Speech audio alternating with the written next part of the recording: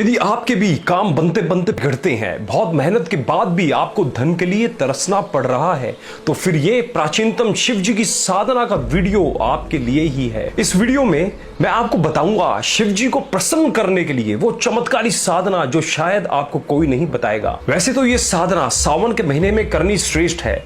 इसके अलावा वैसे ये साधना सभी शिव भक्त किसी भी माह में शुरू कर सकते हैं। ये साधना बहुत ही सरल और कम समय में चमत्कारी फल देने वाली प्राचीनतम साधना है जो मुझे मेरे गुरु ने सिखाई थी। सोचा आप सभी मित्रों के साथ और शिव भक्तों के साथ इसे शेयर कर लूं। वीडियो में आगे बढ़ने से पहले कमेंट बॉक्स में एक बार जयकारा शिव परिवार जी के लिए जरूर लिखिएगा। आइए अब जानते हैं कि ये शिव जी की साधना आपको कैसे करनी है।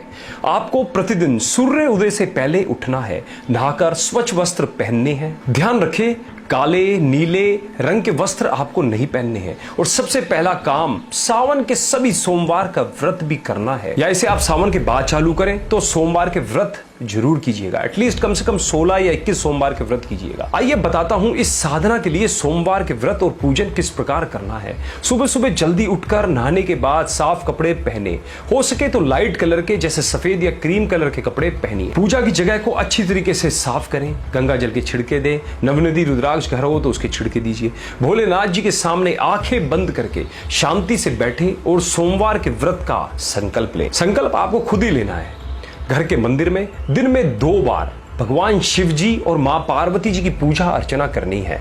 भगवान शिव जी के सामने तिल के तेल का दिया जलाएं और फूल के साथ साथ फल भी अर्पित करें। तिल का तेल ना हो तो सरसों का तेल भी जला सकते हैं, घी का दीपक भी आप जला सकते हैं। उसके बाद ओम नमः शिवाय मंत्र का उच्चारण करते हुए भगवान शंकर जी को कुछ मीठा और बेल की पत्तियां जरूर अर्पित करें। सावन सोमवार व्रत कथा का पाठ करें और साथ ही दूसरों को भी व्रत कथा अवश्य सुनाएं। शाम को पूजा करके आप चाहे तो अपना व्रत खोल सकते हैं। कोशिश करें कर सकें तो बहुत ही अच्छा है। सुबह के समय घर की पूजा के बाद संभव हो तो मंदिर जाकर भोलेनाथ के शिवलिंग पर जल से अभिषेक जरूर करें। चलिए अब शिव जी की इस चमत्कारी साधना में प्रवेश करते हैं। साधना प्रारंभ करने का एक महत्वपूर्ण नियम है और वो है कि आपको अपना समर्पण का भाव भगवान शिव जी के प्रति लेकर आना है।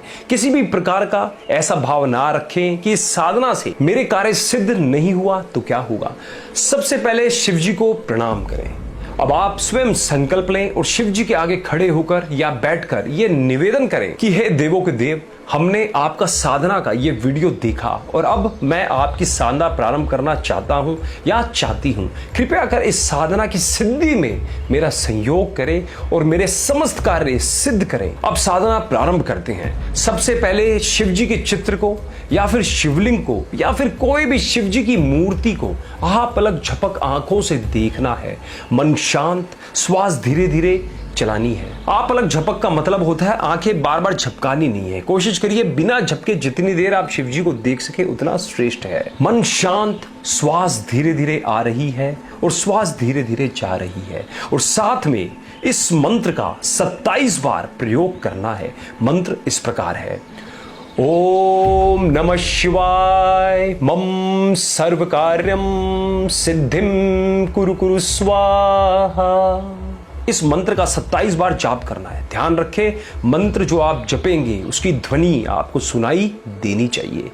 इसके बाद जब ये 27 बार तेज ध्वनि में आप जाप कर लें, इतना भी तेज नहीं करना है कि आप चीख चीख की ध्वनि करें, एक सही लय में करना है। जब ये 27 बार जाप हो जाएगा फिर आपको आंखें बंद करके ये भाव रखें बोहों के बीच में शिव जी दिख रहे हैं। यानी आपको यहां पे विजुअल करना है शिव जी को, शिव जी के चित्र को, शिव जी के फेस को। जो आपके घर में आकृति है शिव जी की, वो चित्र आपको अपने दोनों बोहों के बीच में, जिसे आज्ञा चक्र भी कहते हैं और त्रिनेत्र भी कहते हैं, वहां पे शिव जी को विजुअल करना है।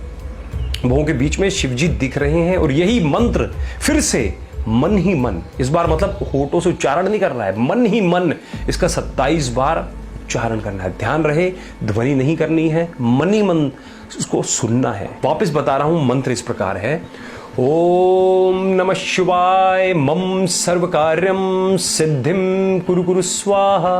अभी तो मैंने आपको बोल के दिखाया है, लेकिन आपको बिना होठ बोले हाथ जोड़कर शिव जी को दोनों बोहों के बीच में विजुअल करते हुए ये मंत्र अंदर ही अंदर उच्चारण करना है। और ये भाव करें, धारणा करें, इमेजिनेशन करें कि आपके सारे रुके हुए काम बन रहे हैं। आप जिन कार्यों के लिए मेहनत कर रहे हैं वो कार्य सिद्ध हो रहे हैं। आप पे देवों के देव महादेव की समस्त इच्छाओं की पूर्ति करने वाले समस्त शिव परिवार की कृपा हो रही है और इस ब्रह्मांड के सभी एनर्जी, सभी आत्माएं, सभी देवी देवता जो शिव जी की भक्ति में लगे हैं, उनकी कृपा भी आप पर बरस रही है। अब आप शिव जी को प्रसाद स्वरूप मिश्री का भोग लगाएं और फिर वो प्रसाद घर के सभी सदस्यों में बांट दीजिए। और आखिरी में इस प्रकार अपने माथे पर ओम अवश्य बनाएं। इस प्रकार अंगूठा यहां रखें,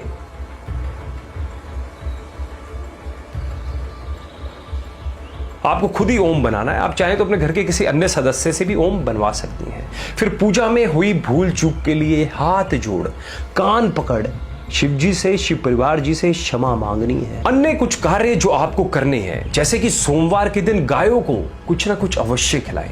हफ्ते में एक बार संभव हो तो शाम के समय किसी भी जरूरतमंद की मदद करें या उसे सफेद चीज दान में अवश्य दें। दूसरा, ध्यान रखें कि किसी भी प्रकार से तामसिक वस्तु जैसे मांस, मदिरा, कोई भी तामसिक द्रव्य नशे का उसका सेवन भूल से भी नहीं करना है और बुरे विचारों से भी बचना है। किसी से लड़ाई झगड़ा भी नहीं करना है, स्त्री का अपमान भी नहीं करना है और घर के बड़े बुजुर्गों का हमेशा ध्यान रखना है और उनका आशीर्वाद लेना है। इसके अलावा आपको आहार शुद्धि का भी ध्यान रखना है। रात्रि में बिल्कुल हल्का फुल्का भोजन नहीं लेना है, क्योंकि आप जैसा खाते हैं वैसा ही आपकी प्रवृत्ति होती है। इसलिए अपने अंदर सकारात्मकता ऊर्जा का संचार करने के लिए आपको इन दिनों में तामसिक भोजन से दूर रहना है। तामसिक भोजन से दूरी जड़ता और भ्रम दूर करेगी। ध्यान रखें, सभी शिव भक्त को अपने घर में नवनिधि रुद्राक्ष जल जरूर रखना चाहिए। इस नवनिधि रुद्राक्ष जल में 9 नदियों के जल का संगम है और इसके साथ भगवान शिव जी का सबसे प्रिय एकमुखी रुद्राक्ष भी इसमें होता है। दोस्तों, शास्त्रों के अनुसार इस जल से समस्त दुखों का नाश होता है। इसलिए प्रत्येक घर में जहां शिव जी की पूजा पाठ होता है वहां यह नवनिधि रुद्राक्ष जल अवश्य ही होना चाहिए। अब तक मैं सैकड़ों लोगों को इस जल का प्रयोग बता चुका हूं और बहुत ही चमत्कारी रिजल्ट मिलता है। आपने भी वैसे इस बारे में बहुत कुछ सुना होगा। इसको इस बार रखकर देखो, किसी चमत्कार से कम नहीं है ये नवनिधि रुद्राक्ष जल। कहने को बहुत सस्ता है पर काम बहुत ही शानदार करता है। अब अंत में मेरे साथ ये जरूर बोलिए, हे देवों के देव महादेव, जिन लोगों ने जाने अनजाने में मेरे साथ बुरा किया हो, मैं उनको माफ करता हूं और उन सभी लोगों से माफी मांगता हूं जिनके साथ जाने अनजाने में मैंने बुरा किया हो।